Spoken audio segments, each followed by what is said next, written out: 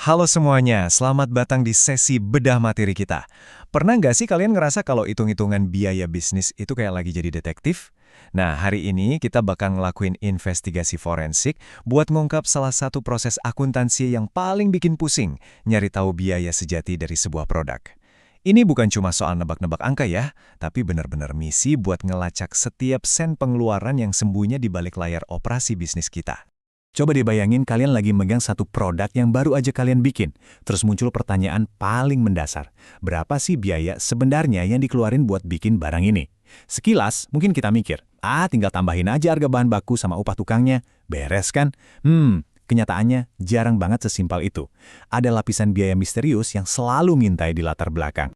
Oke, mari kita langsung masuk ke roadmap investigasi kita hari ini.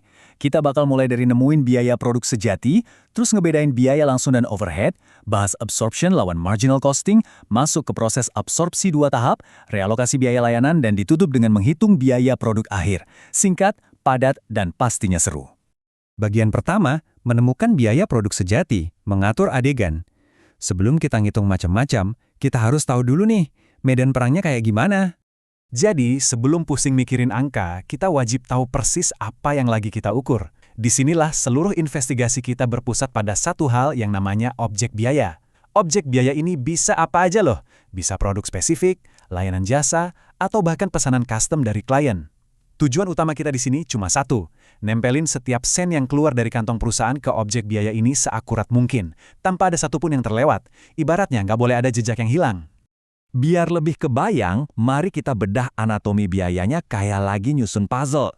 Di lapis paling bawah, kita punya biaya utama atau prime cost. Ini tuh biaya yang paling kelihatan, ibaratnya nempel langsung ke produknya. Nah, kalau kita tambahin biaya produksi tidak langsung ke prime cost tadi, kita dapat yang namanya biaya produksi. Terakhir, buat dapetin total biaya, kita tinggal masukin deh ongkos pemasaran dan administrasi. Ngerti gimana potongan puzzle ini nyatu tuh penting banget buat langkah kita selanjutnya.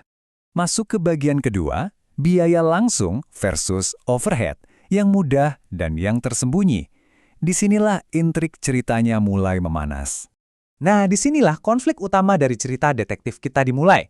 Ini pertarungan antara biaya yang gampang banget dilihat melawan biaya yang pinter banget sembunyi. Kalau kita pakai analogi pabrik perakitan, biaya langsung itu gampang banget ditempelin ke produk. Baja buat bodi mobil atau gaji teknisi perakitnya, itu kan jelas banget. Tapi overhead ini tuh kayak awan tebal yang melayang-layang di atas atap pabrik. Kita tahu kita harus bayar sewa gedung, asuransi, dan tagihan listrik. Tapi pertanyaannya, berapa banyak dari tagihan listrik itu yang harus ditanggung sama satu unit mobil aja?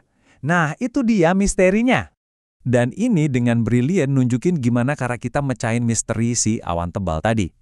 Intinya, biaya itu ngalir secara berjenjang. Biaya dari pusat layanan, misalnya departemen pemeliharaan, bakal ngalirin biayanya ke pusat produksi. Nah, dari pusat produksi inilah, semua biayanya baru diserap ke dalam produk akhir. Benar-benar sebuah sistem penyaluran yang rapi banget kan? Lanjut ke bagian ketiga, absorption versus marginal costing.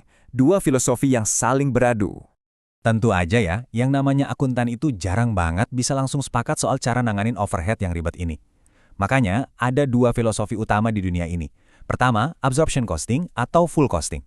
Filosofi ini mastiin semua biaya pabrik, mau yang variable kek, yang tetap kek, pokoknya semua harus nempel di produk. Ini biasanya wajib buat laporan keuangan publik. Di kubu seberang ada marginal costing. Kalau yang ini cuma masukin biaya variabel aja ke produk, sementara biaya tetap dianggap sebagai beban periode.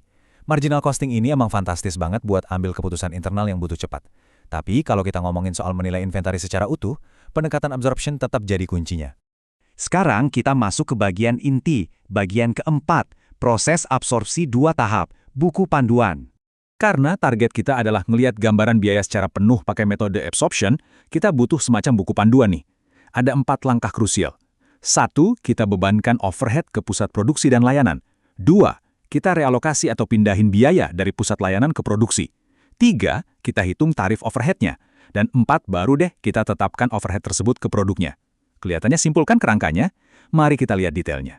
Yang paling menarik dari langkah pertama, atau pembagian primer ini, adalah prosesnya tuh mirip banget sama kalau kita lagi patungan bayar tagihan makan bareng teman di restoran.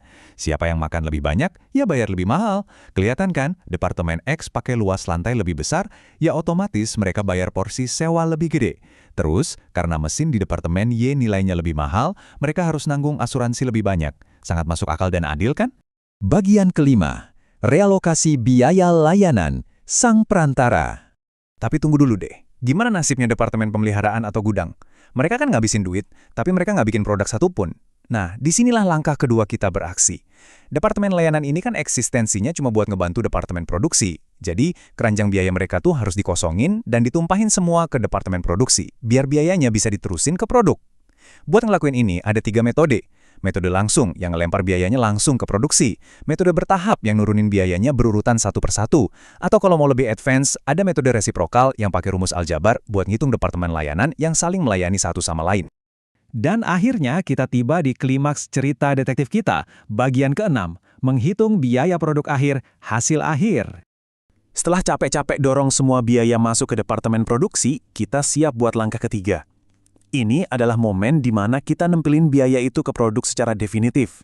Caranya, kita ambil total overhead dari sebuah departemen, terus kita bagi sama basis aktivitasnya. Bisa total jam mesin atau jam tenaga kerja. Hasilnya, kita dapat tarif cerna yang super spesifik buat masing-masing departemen.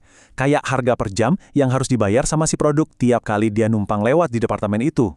Biar lebih kebayang, mari kita ikuti perjalanan sebuah pesanan hipotetis, sebut aja pekerjaan 567. Kalau kita lihat biaya langsungnya aja, bahan baku dan tenaga kerja, itu cuma 200 pound sterling. Tapi produk ini kan jalan-jalan keliling pabrik, dia diproses 10 jam di dep X, 15 jam di dep Y, 20 jam di perakitan, dan 3 jam di pengapakan. Nah, kita tinggal kaliin aja waktu proses itu sama tarif yang baru aja kita temuin tadi. Dan inilah hasilnya. Ternyata, total biaya sesungguhnya dari pekerjaan 567 itu bukan cuma 200 pound sterling, melainkan 267,41 pound sterling. Berkat kerja keras detektif kita hari ini, kita berhasil melacak persis 67,41 pound sterling overhead tersembunyi yang diserap sama pekerjaan ini. Dari mana aja? Ya dari sewa pabrik, listrik, dan biaya tak kasat mata lainnya tadi. Keren kan? Jadi, poin krusial dari semua ini adalah, so what? Kenapa kita harus repot-repot ngerjain matematika yang panjang dan ribet ini? Kutipan ini ngejawab semuanya. Kalau hitung-hitungan ini salah, bisnis kalian bisa berantakan. Bahayanya gini, kalian bisa aja masang harga terlalu murah dan terus-terusan ngejual produk yang diam-diam bikin rugi. Atau kebalikannya, kalian matiin sebuah produk hebat cuma karena kalian salah ngira produk itu terlalu mahal buat dibikin. Jadi, akurasi itu benar-benar mutlak. Emang sih, bagi biaya publik cuma modal jam mesin doang mungkin kerasa agak kurang presisi buat bisnis zaman now. Makanya, di dunia modern ada alternatif yang lebih canggih namanya Activity Based Costing atau ABC. Sistem ABC ini, yang biasanya udah pakai software mumpuni, pakai jauh lebih banyak pusat biaya dan pemicu biaya yang lebih spesifik. Ini bikin proses forensik akuntansi kita jauh lebih tajam dan akurat dibanding metode tradisional 4 langkah yang baru kita pelajarin. Yang bawa kita ke satu pertanyaan penting untuk direnungkan. Coba deh evaluasi lagi sistem yang dipakai di perusahaan kalian. Apakah bisnis kalian udah melacak biaya tersembunyinya dengan akurat? Atau jangan-jangan overhead ini lagi diam-diam ngerogotin margin keuntungan kalian tanpa kalian sadari? Memahami fundamental objek biaya ini adalah langkah pertama yang absolut buat ngambil kendali penuh atas keuangan produksi. Teruslah belajar dan pastikan setiap sen dalam bisnis kalian menemukan tempatnya yang tepat. Sampai jumpa!